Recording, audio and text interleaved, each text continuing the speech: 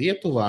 Tirgus daļa Artea banka ir būtiski audzējusi pēdējos gados. Un kas ir mainījies pēdējā laikā, ja jārunā par kaut kādiem lielākiem notikumiem, tad pēdējos dažos gados ir bijušas būtiskas izmaiņas tādā ziņā, ka INVL savu retail klientu biznesu ir apvienojis ar Artea banku. Un attiecīgi tam ir sekojis arī platformas maiņa iekšējā, ir mainījies uzņēmuma nosaukums, brandings, šis te viss formāts.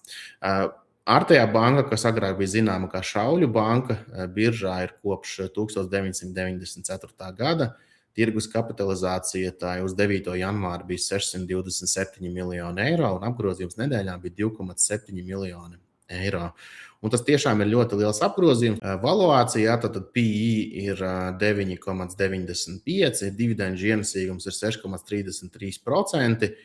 Un dividendžu politika paredz to, ka vismaz 50% no neto ienākumiem tiek izmaksāti dividendēs.